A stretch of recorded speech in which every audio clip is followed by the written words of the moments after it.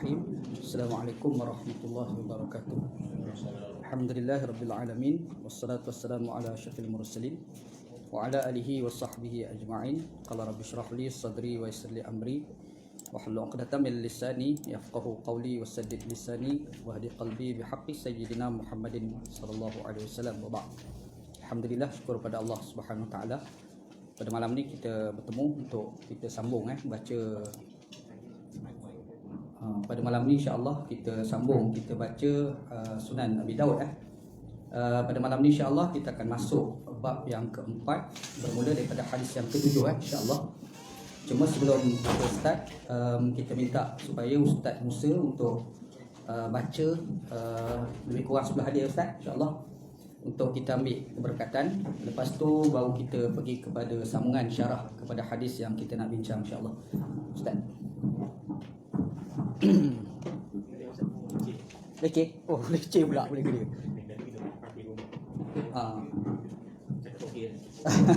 Cakap ke bos okey. Okey, kita minta Ustaz Musa baca lebih kurang 10 hadis daripada hadis yang ketujuh. Lepas tu baru kita masuk kepada syarah dia insya-Allah. Sila Ustaz, tafadhal. Bismillahirrahmanirrahim. Qala al-musannif rahimahullah, babu karahiyat istiqbal al-qiblah inda al-hajah. حدثنا مسدد بن مسرهد حدثنا أبو معاوية عن الأعمش حدثنا عن إبراهيم عن عبد الرحمن بن يزيد عن سلمان قال قيل له لقد علمكم نبيكم كل شيء حتى القراءة قال أجل قال أجل لقد نهانا صلى الله عليه وسلم أن نستقبل القبلة بغائط أو بول وأن لا نستنجي باليمين وأن لا يستنجي أحدنا بأقل من 3 أحجار أو نستنجي برجيع أو عظم. حدثنا عبد الله بن محمد النفيلي حدثنا ابن مبارك عن محمد بن عدان عن القعقاع بن حكيم عن أبي صالح عن أبي هريرة قال رسول الله صلى الله عليه وسلم إنما أنا لكم بمنزلة الوالد معلمكم، فإذا أتى أحدكم الغائط فلا يستقبل القبلة ولا يستدبرها ولا يستتر بيمينه، وكان يأمر ب3 أحجار وينهى عن الروث والرمة. حدثنا مسدد بن مسرهد حدثنا سفيان عن الزهري عن عطاء بن يزيد الليثي عن أبي أيوب رواية قال إذا أتيتم الغائط فلا تستقبلوا القبلة بغائط ولا بول ولكن شرقوا أو غربوا، فقدمنا الشام فوجدنا مراحض قد بنيت قبل القبلة فكنا ننحرف عنها ونستغفر الله. حدثنا موسى بن إسماعيل حدثنا وحيد حدثنا عمرو بن يحيى عن أبي زيد عن معقل بن الأسدي قال نهى رسول الله صلى الله عليه وسلم أن نستقبل القبلتين ببول أو غائط. قال أبو داود وأبو زيد وهو مولى بني ثعلبة. حدثنا محمد بن يحيى بن فارس حدثنا صفوان بن عيسى عن الحسن بن زكوان عن مروان الأصفار قال رأيت ابن عمر أن أناخ راحلته مستقبل القبلة ثم جلس يبول إليها، فقلت يا أبا عبد الرحمن أليس قد نهي عن هذا؟ قال بلى، إنما نهي عن ذلك في القضاء، فإذا كان بينك وبين القبلة شيء يسترك فلا بأس. باب الرخصة في ذلك. حدثنا عبد الله بن السلام عن مالك عن يحيى عن عبد الله بن مسلمة عن ابن عمر قال لقد ارتقيت على ظهر البيت فرأيت رسول الله صلى الله عليه وسلم على لبنتين مستقبل بيت المقدس بحاجته. حدثنا محمد بن البشار حدثنا وهب بن جرير حدثنا أبي قال سمعت محمد بن الإسحاق يحدث عن آبان بن صالح عن مجاهد عن جبير بن عبد الله قال نهى نبي الله صلى الله عليه وسلم أن نستقبل القبلة ببول فرأيته قبل أن يقبض بعام يستقبلها. باب كيف تكشف عند الحاجة. تكشف عند الحاجة. حدثنا زحير بن الحرب حدثنا واقع عن الأعماش وكيع عن الأعماش عن الرجل عن ابن عمر أن النبي صلى الله عليه وسلم كان إذا أراد حاجة لا يرفع ثوبه حتى يدنو من الأرض.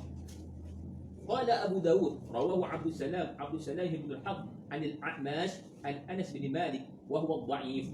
باب كراهية الكلام عند الخلاء. حدثنا عبيد الله بن عمر حدثنا عبيد الله بن عمر بن الميسرة حدثنا بن المهدي حدثنا إكرمة بن عمار عن يحيى بن أبي كثير عن هلال بن العياض قال حدثنا أبو سعيد قال سمعت رسول الله صلى الله عليه وسلم يقول لا يخرج رجلان يضربان الغائط كاشفين عن عورتهما يتحدثان فإن الله عز وجل يمكث على ذلك. قال أبو داود لم يسنده إلا إكرمة بن عمار.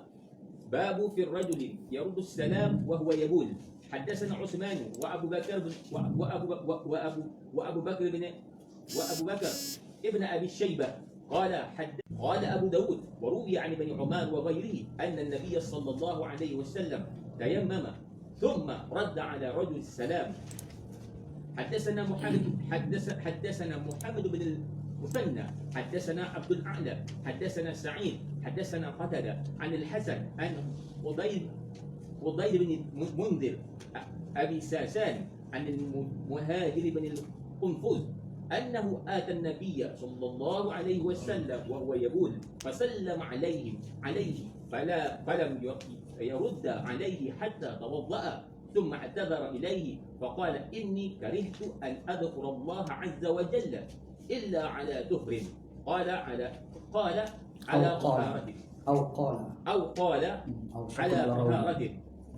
Masih Ustaz Musa, Alhamdulillah kita dah dengar sanad dan matan yang telah dibaca oleh Ustaz Musa 10 hadis insya-Allah. Cuba mungkin kita tak syarah sampai 10 lah. Kalau nak syarah tu kena ambil 4 jam semualah.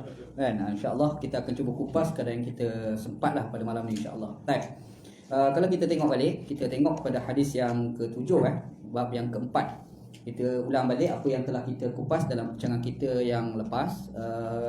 Dalam kuliah kita yang minggu lepas kita ada kupas 3 hadis. Hadis ke-4, hadis ke-5 dan hadis yang ke-6.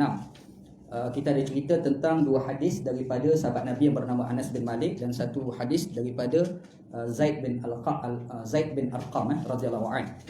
Hadis ni cerita tentang doa yang kita baca semasa kita nak masuk tandas. Dan kita tengok dalam hadis tu ada 3 bacaan yang sabit dalam hadis. Yang pertamanya adalah Allahumma inni a'udzubik, 1.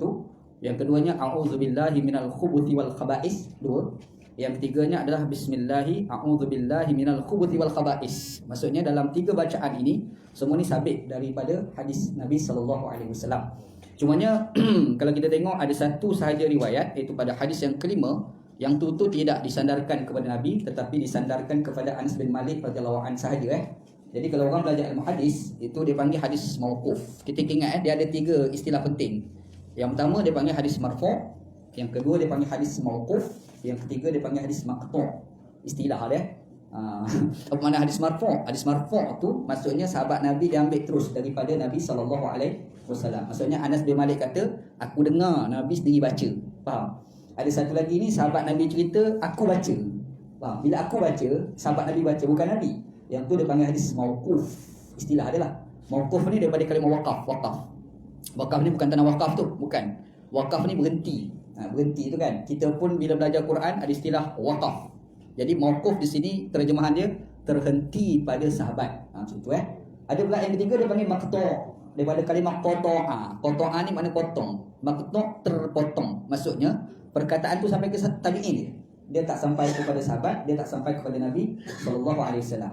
Jadi kalau kita tengok balik pada hadis yang keempat, Anas bin Malik itu dia kaitkan dengan Nabi sallallahu alaihi wasallam. Betul tak? Cuba tengok. Tapi bila kita pergi hadis yang kelima, kita nampak yang baca tu adalah Anas, bukan disandarkan kepada Nabi sallallahu alaihi wasallam. Jadi di situ kita akan nampak ada satu hadis tu dipanggil marfu', satu lagi hadis tu dipanggil sebagai mauquf. Boleh Tapi walau bagaimanapun bila kita teliti-teliti sebenarnya dia adalah mauquf secara lafzan tapi marfu' secara makna. Maknanya secara makna dia itu sebenarnya daripada Nabi SAW. Sebab apa? Hadis atas tu. Sebab yang cerita tu Anas bin Malik juga. Faham tak? Jadi maksudnya amalan Anas bin Malik yang Anas bin Malik baca tu pun hakikatnya belajar daripada Nabi SAW. Jadi istilah dipanggil mauquf lafzan, maqta' marfu' maknan. Itu kalau istilah orang belajar hadis lah. Tak apa, hari ni kita sebut dia. Biar mula-mula dengar tu rasa tak faham tak apa. Dia selalu faham dia tu. Okay. Jadi kita kena biasakan mendengar daripada tak dengar. Sebab nanti sampai bila-bila kita tak faham. Gitu. Okey, lepas tu hadis yang ke-6 tu, sahabat Nabi yang kita quote itu adalah Zaid bin Arqam radhiyallahu anhu. Kita dah cerita panjang lebar. Lepas tu kita ada cerita juga antara tambahan daripada perbincangan tu tentang apabila kita buat apa-apa pun kita minta berlindung dengan Allah Ta'ala daripada gangguan syaitan. Kita ada sebut antaranya bila kita dapat anak, kita azankan anak kita dan iqamat. Dan kita ada sebutlah berkenaan dengan amalan iqamat itu apakah ada ataupun tidak dari sudut amalan Nabi Muhammad dan juga daripada amalan fatwa-fatwa ulama. Ini kita dah bahas panjang. Lepas tu kita ada sebut tentang ada syaitan yang dinamakan sebagai Ummus Sibyan. Kita pun dah kupas panjang lebar gitu, bahawasanya itu tidak sabit. Itu semua tak ada. Itu semua khayal-khayal orang Arab. Dan orang Melayu kita pun bakat-bakat terima. Itu masalah dia. Sebab orang Melayu ni kalau datang pada Arab, yalah tu. Sebab Arab. Itu susah tu kan. Lepas tu kita dah kupas juga yang poin yang kelima, ringkasan daripada apa yang kita dah kupas lepas. Kita cerita tentang bila kita qada hajat ni tutup kepala. Betul kan? Kita dah sebut dan kita dapati sebenarnya disandarkan kepada Nabi ni dhaif belaka. Tetapi yang adanya adalah disandarkan kepada Abu Bakar As-Siddiq radhiyallahu anhu. Dan kita dah sebut kenapa Abu Bakar bila dia qada hajat dia tutup kepala? Sebab nak elak daripada orang kenal. Istihya'an li rabbi dia kata kan. Sebab malu kepada Tuhan aku. Kita pun dah bahas apa maksud li rabbi di situ kan. Tu kita dah bincang panjang lebar lah dalam perbincangan kita yang minggu lepas. Okey. Pada malam ni insya-Allah kita masuk bab yang keempat. Ustaz, sila Ustaz baca tajuk Ustaz. Babu karahiyat istiqbal al-qiblah inda al-hajah. Dalam beberapa riwayat yang lain dibacakan dengan inda qada'il hajah. Tadi yang dibaca oleh Ustaz Musa tu dengan inda al-hajah. Bab pada menjelaskan tentang makruh kita menghadap arah kiblat. Kalau ikut dalam nuskhah Ustaz Musa tu ketika berhajat. Tapi dalam nuskhah yang lain digunakan kata qada'il hajah. Itu lebih jelas. Jadi maksudnya yang Imam Abu Dawud nak bincang ni, kalau kita qada hajat menghadap arah kiblat ni makruh. Dia nak cerita situlah. Nanti kita akan sebut perbincangan dari sudut hukum fiqh ni, ada tak ulama yang kata haram pula? Ada tak ulama kata harus pula? Itu kita akan bincang lepas ni. Sila Ustaz. حدثنا مسدد بن مسرهد حدثنا أبو معاوية عن الأعمش عن إبراهيم عن عبد الرحمن بن يزيد عن سلمان قال.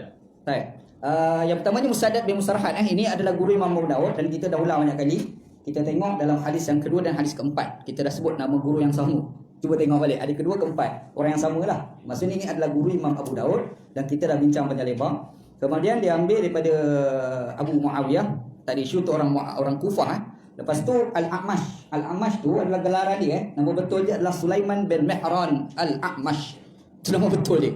Al-A'mash tu gelaran dia. Al-A'mash ni maksudnya mata dia selalu nampak macam berair. Orang ni kadang-kadang dia ada penyakit tau. Penyakit dia, kita bersalam dengan dia, kita rasa tangan dia selalu dia basah. Ada kan orang macam tu kan? Ada pula orang tu kadang kita tengok muka dia, mata dia macam menangis, padahal dia bukan menangis. Tapi mata dia selalu nampak merah tu kan. Jadi yang mata selalu nampak macam menangis, macam berair tu, yang tu orang Arab sebut Al-A'mash. Jadi sebab dia macam tu orang panggil dia Al-A'mash, panggil gelaran dia. Dia tak panggil nama dia Sehingga kan kadang-kadang orang tanya, nama dia apa nama sebenarnya adalah Sulaiman bin Mihran Kalau pergi dekat Kuala Lumpur, ada satu restoran namanya Restoran Mihran. Atau dekat Kuala Lumpur lah Dia sebenarnya Sulaiman Mihran ni dia bukan orang Arab. Dia asal-asalnya adalah orang Iran. Dia orang Iran asal dia. Tetapi zaman dahulu orang nak belajar hadis ni antaranya pergi dekat Kufah. Maka dia pergi dekat Kufah, dia belajar, mengajar, mati kat situ. Macam kita orang Melaka tapi pergi ngaji dekat UKM, UIA kat Kuala Lumpur. Last sekali jumpa jodoh dengan orang Gombak, dia duduklah kat Gombak. Lepas tu mengajar kat jadi pensyarah kat Gombak, mati pun kat situ. Last sekali orang tak panggil dia sebagai orang Melaka, orang panggil dia orang Gombak. Lebih kurang macam itulah Sulaiman bin Mihran. Bunyi itu pun Iran Mihran ni Iran. Dia ni asal orang Iran orang Tehran lah. Kalau sekarang ni, kalau dulu orang panggil Rai dulu itu namanya Al-A'mash gitu. Lepas tu Ibrahim di situ siapa dia? Nama penuhnya Ibrahim bin Yazid bin Qais An-Nakhai. Bisa dengar nama Ibrahim An-Nakhai? Bisa dengar kan? Kita kat Malaysia kenal Ustaz Ahmad Nakhai. Kan? Sebenarnya ada seorang ulama zaman dulu, Ibrahim bin Yazid bin Qais An-Nakhai. Ni ulama besar. And dia adalah seorang tabi'in hebat dan Kufah, duduk kat Kufah ni. Orang Iraq duduk kat Iraq dan dia mati pun kat situlah. Namanya Ibrahim bin Yazid bin Qais An-Nakhai ataupun yang biasa orang sebut Ibrahim An-Nakhai. Kan? Kita bisa dengar lah ustaz-ustaz kita bercara sebut Ibrahim Nakhai. Inilah pak haji ni lah. Kan? Lepas tu siapa dia pula? Abdul Rahman. Dia ambil ni Abdul bin Yazid. Ini ni pak saudara kepada Ibrahim Nakhai. Ni pak saudara dia, bukan orang lain lah. Maksudnya adik-beradik dia orang alim lah. Mudah-mudahan begitu. Lepas tu ambil daripada Salman Al-Farisi. Salman Al-Farisi ni sahabat Nabi yang terkenal. Sahabat Nabi terkenal Al-Farisi. Dia tulis itu Salman ke. Jadi kita bertanya Salman mana pula ni kan? Salman Al-Farisi nama dia. Dan dia ni kita tahulah asalnya adalah orang Iran. Dia asal orang Iran. Dan dia ni asalnya agamanya Majusi. Dan dia ni adalah orang yang boleh dikatakan orang mencari kebenaran. Daripada agama Majusi, dia pernah masuk agama Nasrani sebab mencari kebenaran. Jadi bila duduk dekat masuk agama Nasrani, dia berpindah dekat Syam. Syam ni sekarang ni Syria lah. Syam ni besar sebenarnya, dia bukan Syria je. Kalau sebut Syam pada zaman dulu ni Syria, Palestin, Jordan, separuh sedikit dekat Saudi. Itu masa kawasan di belakang tu. Besar. Dan Syam pada masa tu di bawah penguasaan Kristian. Di bawah Rom pada masa tu. Hari ni Islam lah. Tapi dulu Syam itu di bawah orang Rom. Jadi Nasrani. Jadi kita tak hairan macam mana Salman Farisi pernah menganut agama Nasrani duduk dekat Syam. Cuma dia ni ada problem disebabkan dia ni orang Farsi, orang Iran. Orang Iran pada masa tu agamanya Majusi. Dia ni pergi dekat Syam. Orang Arab di Syam pada ketika itu tekan dia. Sebab dia orang luar. Macam kita tengok orang Bangla. Faham tak? Tengok orang Bangla, tengok orang Pakistan macam tu lah. Kita orang Malaysia tu kan. Jadi orang sana bolak-bolakan dia, jual-jual, last kali tangkap dia jual dia. Jadi hamba tak tahu pasal. Yang tangkap dia tu adalah seorang Nasrani dan menjual dia tu kepada seorang Yahudi. Yahudi Bani Quraizah. Masa ni bila sebut Yahudi Bani Quraizah, Yahudi tu daripada Madinah lah. Jadi di situlah menyebabkan dia boleh sampai dekat Madinah. Bila sampai di Madinah itulah dia jumpa dengan Nabi sallallahu alaihi wasallam, dia masuk Islam. Faham Dia cerita orang nama Salman Al-Farisi radhiyallahu anhu. Alhamdulillah. Dan semasa dia jumpa Nabi tu dia masih hamba lagi. Dia masih hamba lagi dan dia ni di bawah kategori hamba mukatab. Kalau kita belajar fiqh Islam, kita akan jumpa satu istilah hamba mukatab. Hamba yang dia merdeka tu dengan sebab dia bayar pada tuan dia. Dia hamba ni ada beberapa jenis. Macam contoh Bilal bin Rabah, dia hamba. Dimerdekakan oleh Abu Bakar As-Siddiq dengan cara Abu Bakar beli daripada tuan dia, Umayyah bin Khalaf. Kan? Bila dibeli tu, Abu Bakar kata kau merdeka. Aku beli ni bukan nak jadi hamba aku pun. Aku beli kamu ni, aku nak selamatkan kamu je, bebaskan kamu. Dia merdeka. Asalnya adalah hamba. Ada satu lagi ni, Salman Al-Farisi ni. Dia ni hamba dan hamba dia kepada orang Yahudi pada masa tu dekat Madinah. Masa dia jumpa dengan Nabi SAW tu dia masih lagi hamba. Kemudian ada satu konsep hamba dimerdekakan dengan bayaran. Masa ni dia bekerja-kerja dia bayar. Jadi tuan tu tetaplah harga kau kena bayar 10,000 contoh. Dia kena cari duit lah cukup 10,000, dia bayar sikit. Datang banjir, habis rumah dia. Tu apa abuse kesian dia kan. Apa cerita gurau. Jadi cerita dia sekarang dia bayarlah, dia bayar. Bila cukup dia pun dimerdekakan. Dan dia ni mati dekat Iraq. Selepas wafatnya Nabi sallallahu alaihi wasallam, dia berhijrah dekat Iraq dan mati dekat Iraq. Ini orang nama dia meninggal pada era pemerintahan Osman bin Affan radhiyallahu anhu. Maksudnya tak jauh lah dengan wafatnya Nabi sallallahu alaihi wasallam. Begitu. Dia ni cerita paling popular tu perang Khandaq lah. Orang selalu dulu cerita pasal Salman Farisi ni perang Khandaq. Bila orang kafir, orang Yahudi pakat nak serang kerajaan Nabi, Nabi fikir macam mana nak buat. Pergi tanya sahabat-sahabat Nabi, apa pandangan korang? Jadi Salman kata, aku ni ada pengalaman. Aku ni asal orang Farsi. Pengalaman aku bila perang gali parit. Nabi dengar idea kau berdesuk boleh pakai. Kita pun pakai idea dia. Itu kan cerita popular berkait dengan Salman Al-Farisi radhiyallahu anhu. Jadi dialah perawi hadis yang kita baca ni. Dari sudut sanad tak ada masalah. Hadis ni di bawah kategori sahih. Apatah lagi hadis ni yang sama juga dengan jalur yang sama juga daripada perawi yang sama juga, rupa-rupa turut sama ada di dalam riwayat Imam Muslim. Jadi kuatlah disokong dengan kitab-kitab hadis yang sahih yang lain gitu. Sila Ustaz. Qala qila lahu laqad 'allamakum nabiyyukum kull shay'in hatta al-qira'ah. قال أجل لقد نهانا صلى الله عليه وسلم أن نستقبل القبلة بغائط أو بول وألا نستنجي باليمين وألا يستنجي أحدنا بأقل من 3 أحجار أو نستنجي برجيح أو عظم. Okey, dalam hadis ni dia kata qala, berkata qila lahu, diberitahu kepadanya. Dalam riwayat Imam Muslim disebut dalam matan yang beza sikit, dia kata qala lana al-musyrikun, telah berkatalah kepada kami orang musyrik. Itu dalam riwayat Imam Muslim. Tadi anda sebut kan, hadis ni turut ada juga di dalam kitab Sahih Muslim Jadi hadis ni kuat. Cuma dalam matan ni dia guna bina majhul, qila lahu, kata fasih, diberitahu kepadanya. Tapi kalau kita tengok dalam riwayat Imam Muslim, dia guna perkataan telah berkata orang musyrik kepada kami. Faham Jadi Salman Al-Farisi ni dia cerita ada orang berkata kepada kami, ada orang musyrik bercakap dengan kami. Dia berbual dengan orang musyrik lah, ada orang kafir Jadi bila dia berbual dengan orang kafir ni, jadi Salman ni kata, laqad allamakum nabiyyukum. Sorry, orang musyrik tu berkata kepada dia. Orang musyrik tu kata kepada Salman, dia kata telah mengajar kepada kamu wahai orang Islam. Orang kafir ni kata telah mengajar kepada kamu wahai orang Islam oleh Nabi kamu sendiri, Nabi Muhammad lah. Nampak orang kafir ni, orang kafir ni. Dia kata orang kafir ni kata, wahai orang Islam, Nabi kamu dah ajar pada kamu. Ajar apa? Kullu syai'in, semua perkara. Orang kafir pun mengiktiraf ajaran Nabi Muhammad ni terperinci. Nampak Orang kafir Yang kata ni bukan Salman kata ni, orang kafir kata kepada Salman Al-Farisi, Nabi kamu sendiri, kata Nabi Muhammad dah ajar kepada kamu semua perkara, hatta al-khira'ah, hingga dalam tajuk al-qira'ah. Al-qira'ah ni dalam bahasa Melayu maknanya keadaan kita qada hajat. Kata Imam Al-Khattabi, dia kata maksudnya adalah masa kita qada hajat tu, adab semasa kita qada hajat, itu makna al-qira'ah. Tapi kalau qada hajat itu sendiri, sebutan Arab sebut al-khira'ah, tak ada. Tu segi bahasa Arab lah. Jadi al-khira'ah ni dia nak cerita cara-cara qada hajat. Jadi orang kafir ni kata punya hebatnya nama Nabi kamu iaitu Muhammad SAW ni, sampai cara-cara nak qada hajat pun Nabi ajar. Macam tu. Sampai tahap tu dia ajar. Qala, jawab Salman, ajar. Betul. Memang sungguh. Memang dia ajar sungguh. Maksudnya orang kafir tu kata dia mengiyakan. Faham Ajal, betul dia kata. Laqad, dia pun jelaskan. Dia jelaskan. Apa dia jelaskan? Dia kata laqad nahana sallallahu alaihi wasallam. Nabi Muhammad larang kami. Nabi ni larang kami kepada orang Islam Larang apa? Laqad nahana, telah melaranglah akan kami oleh Rasulullah sallallahu alaihi wasallam an nastaqbilal qiblata, daripada menghadap kiblat. Jangan baca sekat tu. Ada orang baca sekat tu, menghadap kiblat tak boleh umumnya. Ayo sambungan. Biqaitin, ketika kamu buang air besar. Lepas tu au baulin, ataupun ketika kecil. Satu. Yang kedua, wa alla nastanjia bil yamin. Nabi Muhammad ajar pada kita juga jangan beristinja menggunakan tangan kanan. Orang kita panggil apa? Cebok.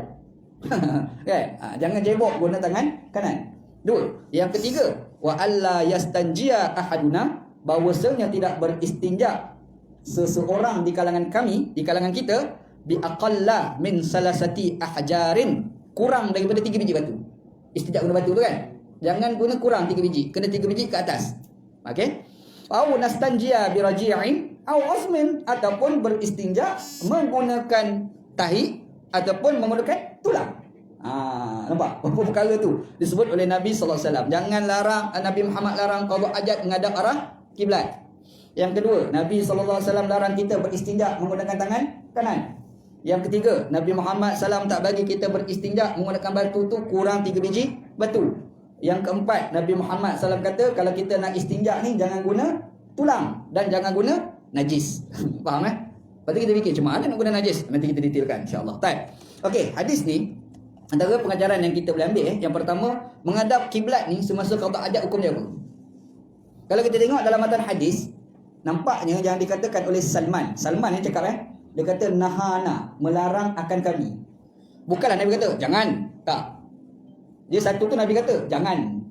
Jadi bila Nabi cakap itu perkataan Nabi, itu wahyu daripada Tuhan.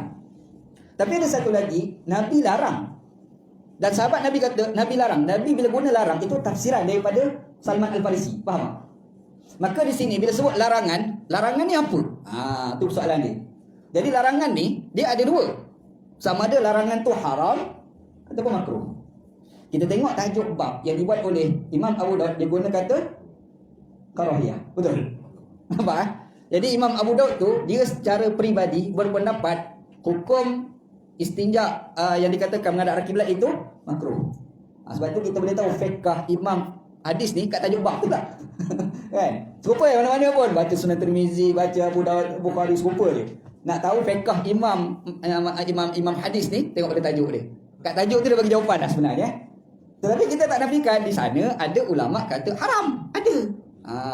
Ada, memang ada yang kata haram. Anda kut kat sini lah beberapa pandangan-pandangan ulama yang kata haram. Ada ulama yang kata haram. Antaranya adalah Imam Abu Hanifah. Orang Hanafi itulah. Orang Pakistan tu kan. Mazhab dia kata kita ni kalau nak qada hajat menghadap arah kiblat haram. Tu kata mazhab Abu Hanifah. Kalau tengok ulama lain yang sokong pandangan itu Ibn Taimiyah. Taimiyah tu lah. Kat Malaysia ni sebut Ibn Taimiyah orang faham Wahabi. Alah, pekis kau ni lemah betul. Tapi ada pandangan yang mengatakan sebenarnya tidak haram. Yang tadi kita dah sebut iaitu dia mengatakan sekadar makruh saja, ada. Yang tadi kita dah sebut pandangan-pandangan tersebut tadi Imam Abu Daud antaranya. Okey, ada pula yang menjelaskan dia kata haram itu haram mutlak. Satu. Yang tadi siapa dia? Imam Abu Hanifah. Satu lagi adalah pandangan Ibn Taimiyah. Bila sebut haram mutlak ni, dalam bangunan ke, luar bangunan ke, padang lapang ke, bukan padang lapang, haram berlaku. Faham? Itu maksud haram mutlak. Pandangan Imam Abu Hanifah. Okey, kenapa dia kata macam tu? Nabi dalam hadis tadi dia tak jelas tau, dia tak detailkan. Dia hanya sebut secara umum je. Betul kan? Antara hujah mereka adalah merujuk kepada satu hadis yang kita bakal baca nanti. Nanti kita akan jumpa hadis tu daripada sahabat Nabi yang bernama Abu Ayyub Al-Ansari radhiyallahu anhu. Ada baca secara umum dulu. Dalam hadis tu dia bagi tahu yang Nabi Muhammad sallallahu alaihi wasallam bagi tahu apabila kamu nak buang air besar, bila kamu buang air besar, jangan menghadap arah kiblat dan jangan membelakangkan kiblat, tetapi hendaklah kamu ke timur ataupun ke barat. Nabi tak bagi. Nak jadi cerita Abu Ayyub ni cerita pengalaman dia sendiri. Abu Ayyub Al-Ansari kata kami ni pergi ke Syam. Masa itulah lepas wafatnya Nabi, era selepas pada tu dia pergi dekat Syam. Dia pergi dekat situ, orang Syam ni dah ada teknologi lain dah berbanding dengan orang Madinah. Apa teknologi mereka? Jamban. Teknologi dia orang. Di Madinah teknologi tu belum ada lagi. Iaitu dia orang ada tanah macam kita ni kan. Maka dia kata bila sampai kat situ, buniyat qibalal qiblati. Bangunan dalam tandas bangunan dalam bangunan menghadap arah kiblat. Cerita dia. Jadi kami ni alamak, macam mana dia pun astagfirullahalazim, istighfar. Jadi disebabkan Abu Ayyub sahabat Nabi dia istighfarkan kepada Allah, maka di situlah Imam Abu Hanifah fatwakan haram. Walaupun di dalam bangunan. Faham tak? Itu fatwa dia. Sebab Abu Ayyub Al-Ansari istighfar. Boleh faham? Tapi ada pandangan yang kedua, termasuklah pandangan imam kita lah. Dia kata yang dikatakan dilarang itu adalah di padang lapang. Bangunan tak termasuk. Bangunan tak termasuk. Sebab ada hadis. Nanti kita akan jumpa juga hadis tu. Tapi sebelum saya masuk ada cerita dulu. Sebab biar kita nampak gambaran tu kan. Berkait dengan seorang sahabat Nabi namanya Abdullah bin Umar. Siapa dia Abdullah bin Umar? Anak kepada Umar bin Al-Khattab. Sahabat Nabi terkenal dengan ilmu yang banyak. Bahkan salah seorang yang pernah dilantik menjadi mufti di Madinah selepas era wafatnya Nabi SAW. Cerita pengalaman dia sendiri, dia naik unta. Nanti kita akan jumpa tu ada cerita umum dulu Dia naik unta sampai di satu tempat, dia turunkan unta dia. Anak akhah ni parking lah bahasa kita ni. Parking cara unta lah, bukan parking cara kita ni. Kalau kita naik kereta ada handbrake, tarik handbrake bagi unta tu, dia turunkan kaki dia ke bawah tu. Macam tu kan. Lepas tu dia dikencing menghadap ke arah unta, lepas tu sebenarnya menghadap ke arah kiblat, tapi unta kat depan. Faham tak? Di situlah hujah imam-imam termasuk imam kita mengatakan kalau dalam bangunan tak apa. Faham? Itu tidak termasuk. Dia faham itu fatwa ulama. Boleh insya-Allah. Okey. Itu satu berkenaan dengan menghadap arah kiblat. Jadi kita nampak ada dua pandangan ulama. Yang pertama kata haram mutlak, bangunan ke luar bangunan ke padang lapang sama berlaku. Yang kedua kata yang dikatakan tak boleh itu adalah di padang lapang. Dalam bangunan tak termasuk. Pandangan imam kita jugalah. Antaranya Imam Asy-Syafi'i rahimahullah. Jadi agaknya macam senang sikitlah kita ni. Kan? Alright, macam mana kes sahabat Nabi Abu Ayyub Al-Ansari tadi? Ni kita baca cerita Abu Ayyub Al-Ansari tadi kan, dia pergi dekat Syam. Lepas tu dia tengok, orang sini teknologi ni canggih tu. Dah ada tak tambal tu. Betul tak? Lepas tu dia dah datang menghadap kiblat, astagfirullahalazim, istighfar pada Allah. Sebenarnya masa istighfar tu apakah istighfar itu merujuk yang dia tu merasakan perbuatan itu haram, Ataupun macam kita duk sembang-sembang ni kadang-kadang tersilap astagfirullahalazim Syekh. Kadang-kadang faham tak? Boleh faham sebab itulah yang imam mazhab tu macam contoh Imam Syafi'i rahimahullah, dia kata makruh juga. Jadi tak bercanggah dengan hadis Abu Ayyub Al-Ansari, kerana hadis itu boleh ditakwil, istighfar di situ bukan merujuk kepada dosa, bukan. Tapi macam kita dah bersembang astagfirullahalazim Syekh, astagfirullahalazim macam tu kan. Kan berlaku kan? Faham InsyaAllah. Okey, itu perbahasan yang pertama, menghadap arah kiblat. Yang kedua, istinja guna tangan kanan. Beristinja menggunakan tangan kanan. Okey, mengikut pandangan majoriti ulama, hukum kita istinja menggunakan tangan kanan itu adalah makruh. Di bawah kategori makruh. Dan antara ulama yang mengatakan begitu adalah Imam Al-Khattabi. Dia syarah pada kitab ni, Sunan Abi Daud ni, nama syarah dia Ma'alimus Sunan, nama kitab. Ni ada Ustaz Musa aja dia bawa kitab tu kan. Dia ada sebut perbahasan itu Lepas tu dia kata yang dilarang tu macam mana? Tengok, bila kita sebut larang jadi dua. Sama ada haram ataupun makruh. Nabi Muhammad SAW dia tak makan bawang, tapi bawang tu haram tak? Larang bawang tu kita hebat, kita pun bedal. Kan? Nabi Muhammad SAW dia tak makan dok. Dok tu halal ke haram? Bedal dia. Jadi, kan? Jadi maksudnya bila sebut larang jadi dua. Sama ada larangan tu larangan haram ataupun larangan makruh. Jadi dalam kes ni yang dikatakan jangan guna tangan kanan tu makruh sebab beradabnya tangan kiri bukan tangan kanan. Tangan kanan itu digunakan untuk makan. Betul kan? Itu mengikut pandangan majoriti ulama termasuk Al-Imam Al-Khattabi. Tapi di sana ada ulama yang kata haram. Yang ini ulama yang literal ni. Contoh macam Ibn Taymiyah, Ibnu Abdul Bar, seorang ulama dalam mazhab Maliki, Imam Syaukani, ini antara ulama yang mengatakan haram. Atau pandangan dia lah. Jadi pandangan mazhab, ulama-ulama mazhab, istinja menggunakan tangan kanan makruh, bukan haram. Boleh dah ana cerita ni hukum bukan mesti buat ni. Dia kata dapat ilmu kena amal. Dia kata kan, dapat ilmu kena amal lah. Jadi dia pun tukar trend, kita guna tangan kanan. Apa salah ni? Beramal dengan ilmu. Ayuh dia. Kita bukan cerita isu amal, kita nak cerita hukum. Dia ada benda tu hukum. Ada satu lagi tu adalah apa yang kita amalkan gitu. Alright. Yang ketiga, beristinja menggunakan 3 biji batu. Ini berbeza pandangan di antara dua aliran. Yang pertama ulama hadis, yang kedua ulama fiqh. Ulama hadis ni adalah orang yang melihat kepada zahir hadis. Ulama fiqh adalah melihat daripada sudut maqasid. Siapa dia yang dikatakan ulama hadis yang menilai hukum berdasarkan literal hadis dalam hal ini adalah Imam Syafi'i dan satu lagi adalah Imam Hanbali. Dua mazhab. Syafi'i dengan Hanbali dia mengatakan istinja ni mesti dua perkara. Istinja mesti dua perkara. Yang pertama mesti bersih, yang kedua mesti 3 biji ke atas. Tak boleh kurang daripada 3 biji. Tapi bila sebut maqasid, siapa dia? Imam Hanafi dengan Imam Maliki. Tujuan istinja dia apa? Nak bersih betul tak? Betul kan? Kalau nak bersih, tak semestinya 3 biji. Kalau 2 biji bersih lah. Boleh faham? Ini cara istinbat, cara faham hukum dua aliran. Ulama hadis, satu lagi adalah ulama fiqh. Jadi bila sebut ulama hadis ni dia pakai literal hadis. Kenapa? Sebab dalam hadis tu Nabi Muhammad larang kita istinja kalau tak cukup 3 biji batu. Betul tak? Kita baca hadis tadi kan? Jadi dia kata 3 biji. Jadi disebabkan Nabi kata 3 biji, mesti 3 biji. Tak boleh kurang daripada tu. Kita dah bersih dah menggunakan 2 biji. Tak boleh. Kena satu lagi. Tiba-tiba kamu istinja menggunakan 2 biji, dah bersih dan tak cukupkan yang ketiga biji, kamu solat tak sah. Faham? Tapi kalau ikut mazhab Maliki, kalau ikut mazhab Hanafi, dia kata yang penting tu bersih. Yang penting tu adalah bersih tu. Tak penting yang 3 biji tu. Jadi kalau kita guna 2 biji dah bersih, kita solat, salah solat. Faham? Sebab itu istinja menggunakan tisu. Boleh ke tak? Sekarang ni orang tak guna batu. Ada orang guna batu kat tandas. Ada orang guna tisu kan. Kalau ikut dalam fatwa mazhab Hanafi dengan Maliki, tak jadi tisu, pakai tisu. Sebab dia punya tajuknya bukan batu tu, bersih tu. Antara batu dengan tisu, mana lebih membersihkan? Apalah tisu. Apatah lagi zaman sekarang ada tisu basah. Betul kan?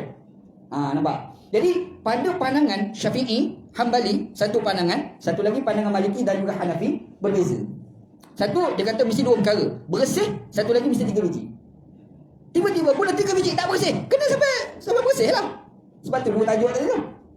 Tapi bagi pandangan yang kedua tadi, dia kata 3 biji ni bukan isu. Isunya bersih. Jadi tidak ada syarat 3 biji. Boleh faham? Okey, apa hujah? Hujah, dalil. Dia belajar ni biar ada dalil kan? dia macam ni. Ada orang kata belajar tak perlu ada dalil. Ustaz Musa. Ustaz Musa punya goreng lagi sedap lah. Kita bincang minggu lepas tadi tu kan, dekat tempat makan tu. Tuan Haji kata, tak perlu dalil, dia lembu ya. Kan? Dia sebenarnya belajar tak ada dalil ni apabila guru tu adalah orang yang siqah dengan ilmu. Boleh tak perlu dalil. Dia sendiri tu dah jadi dalil. Dia tu orang kepercayaan. Faham tak? Sebab ada orang ni kadang-kadang dia tu mengajar, kita sentiasa meragui betul ke dia ni ke goreng. Ada kan macam tu kan? Orang macam ni kalau dia syarah apa pun kita kena tanya dalil. Mana dalil? Mana dalil? Dia tu goreng apa tu? Hadis palsu. Kerak sangat hadis palsu. Cuma dia tak pernah sebut ni hadis palsu. Dia tak pernah sebut pun. Sebab yang orang boleh tahu hadis palsu? Sebab bila orang yang kaji tu, ini hadis palsu ni. Dia tu, ilmu dia tidak ada siqah. Ilmu tu tidak ada kepercayaan. Orang meragui terhadap keilmuan dia. Maka orang macam ni, bila menyatakan satu fatwa, kita kena tanya dalil. Faham? Apa dalil? Tapi ada tu guru tu, yang kita kenal, dia cakap mesti ada sumber dia. Selalu sangat kupas. Kalau Allah, kalau Rasulullah, kalau Allah, kalau Rasulullah. Tiba-tiba ada satu hari kita tanya hukum, dia tak jawab kalau Rasulullah, dia kata halal. Macam tu dia jawab. Kita terus boleh pakai. Sebab dia sendiri sudah dikatakan sebagai dalil kerana kesiqahan ilmu dia. Dia faham? Dia faham kan? Sebab tu kalau orang tahu tu Imam Syafi'i bila tulis kitab tak berdalil, memanglah sebab tu memang siqah ilmu Imam Syafi'i. Dan siqah ilmu Imam Syafi'i itu diperakui. Betul tak? Orang kalau belajar ilmu hadis cukup dikatakan sahih sesuatu hadis kalau sudah dihujahi oleh ulama mujtahid. Itu salah satu metodologi dalam ilmu hadis. Imam mujtahid, Imam Syafi'i, Hanafi itu kan, itu mujtahid. Bila dia berdalil dengan hadis tu, kita tak payah tanya sanad. Okeylah. Sebab ini memang siqah ilmu dia. Faham kan? Jadi di situ kita akan nampak bila sebut berdalil, orang macam kita ni lah, macam Ana, Ustaz Musa, Ustaz apa ni, Ustaz lupa Ustaz Syahid. Ni masalah dompet tadi. Jadi orang macam Ana, Ustaz ni, memang kita kena ada dalil. Sebab apa? Sebab kita bukan macam imam mujtahid. Faham kan? Kadang-kadang kita boleh tersilap. Kita punya dompet tu boleh dipertikaikan. Tapi kalau imam Sahih, Imam Bukhari, itu memang kesiqahan ilmu. Kalau dia kod hadis, okey dah tu, okey dah. Sebab apa?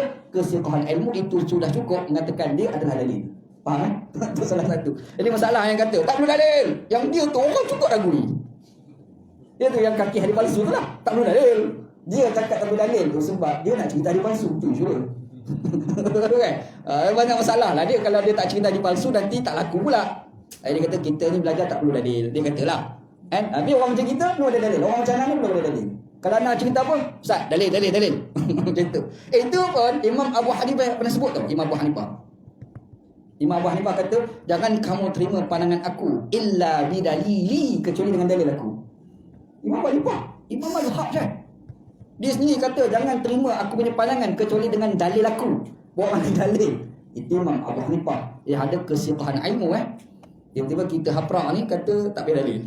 Wah, canggih kau lagi pada Imam Abu Hanifah. Kan? Gitu. Alright, kita timbul soalan tadi kenapa Imam Syafi'i, Imam Hambali dia kata perlu 3 biji? Dia kata bila sebut istinja menggunakan batu, itu tu adalah rukhsah. Bila sebut rukhsah, dia mesti ta'abbud.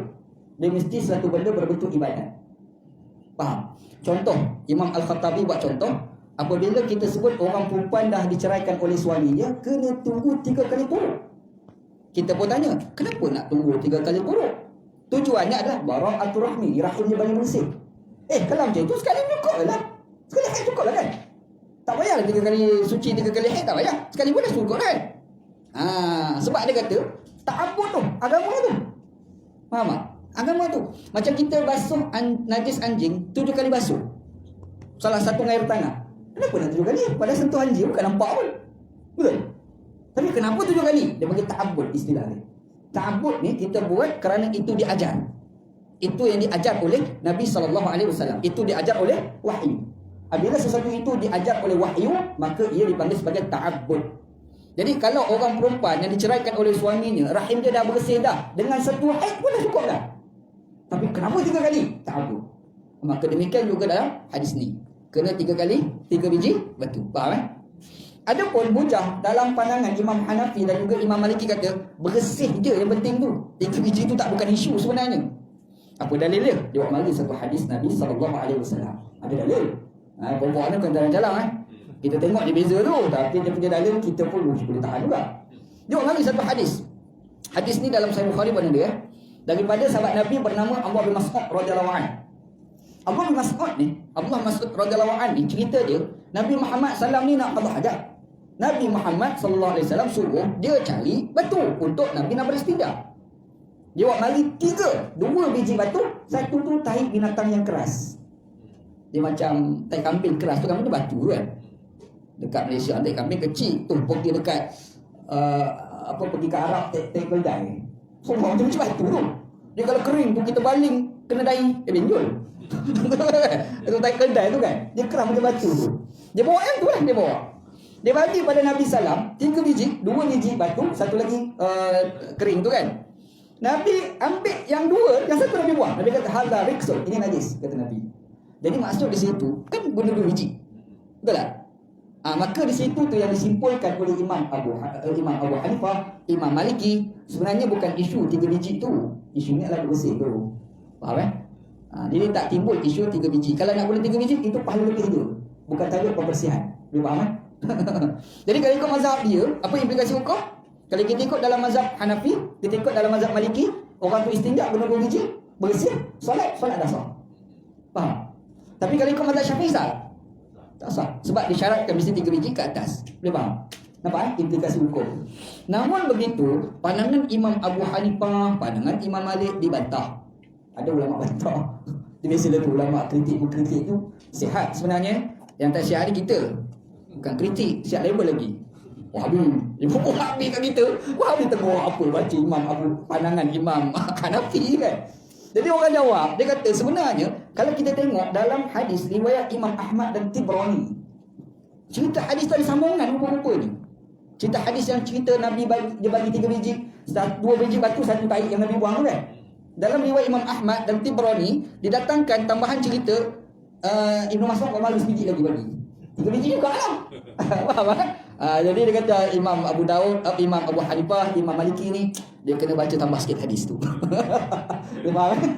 Dia tak cakap macam tu lah. Lebih kurang macam tu lah dalam bahasa kita cakap gitu. Okey, boleh? Yang seterusnya, Nabi Muhammad SAW tak bagi kita beristinja menggunakan tulang. Satu lagi menggunakan najis. Betul kan? Okey, di sini ni pandangan Imam Syafi'i, pandangan Imam Hanbali. 2 pandangan Hanbali dengan Syafi'i mengatakan kalau kita beristinja menggunakan makanan, tulang ni makanan jin lah. Tulang, apa lagi tahi, kita istinja menggunakan benda macam ni tetap dikira sebagai tidak bersih. Tetap dikira sebagai tidak bersih. Maksudnya kalau kita istinja menggunakan tulang, contoh kita guna roti, ambil kau punya kayu. Dia guna roti, dia punya roti canai, bukan roti canai, roti nan. Dia pakai roti nan, punya kayu dia istinja guna roti nan, contoh kan. Jadi dia istinja, kita tengok memang tak ada 3 perkara, bau, rasa dan warna, pergi solat tak sah.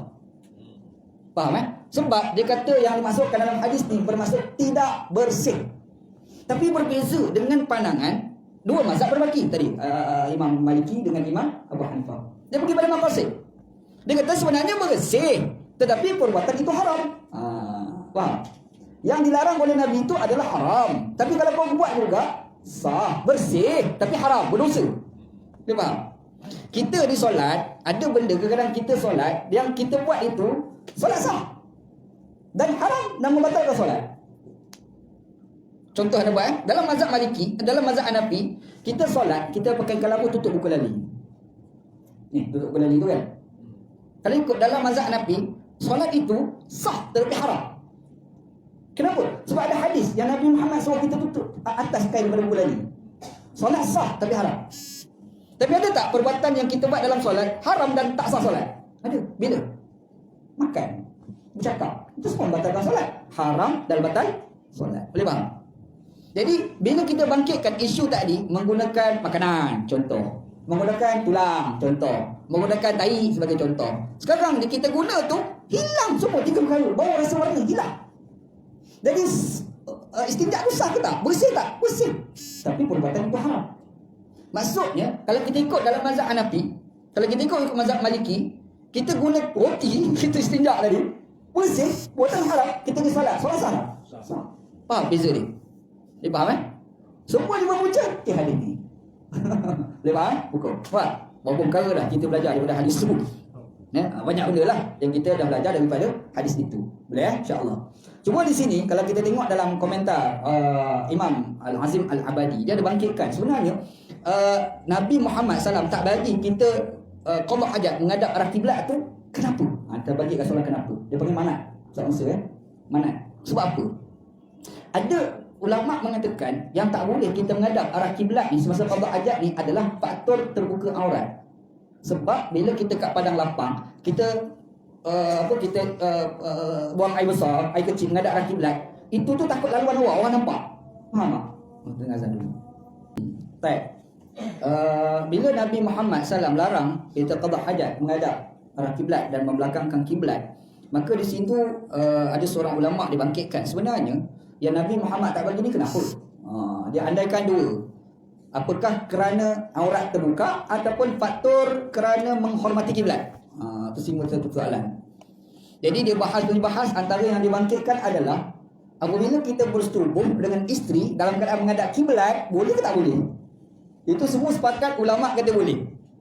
Kalau sekiranya bersetubuh dengan isteri dalam keadaan menghadap arah kiblat dibolehkan, makanya di sini isunya bukan kerana menghormati kiblat, tetapi isunya adalah buka aurat. Faham? Sebab bila setubuh mesti buka aurat. Ada orang setubuh tak buka aurat? Mana ada kan? Ana pernah ada orang tanya soalan, apakah aurat di antara suami dan isteri? Ayah dia. Kalau ada aurat, penatlah kau. Jadi bila banyak macam tu, jawapannya isu yang dibangkitkan di sini adalah menjaga aurat. Itu isu sebenarnya. Jadi kita nampak tak sebenarnya Imam Abu Daud ni dia nak cerita apa? Dia mari hadis 1, 2, 3, 4 sampai ke 7, hadis ke-8 hadis kita baca ni. Dia nak bangkitkan isunya apa-apa keadaan pun kita kena pastikan aurat kita orang tak nampak. Tu kita baca hadis awal, ingat tak awal? Nabi bila qada hajat dia daripada orang. Dia mari hadis kedua. Ada semua tu, ada satu maksud yang nak bawa. Apa-apa pun aurat kena jaga. Tu je. Hatta ketika kita qada hajat. Boleh faham Tu maksud daripada hadis ni insya-Allah begitu. Baik.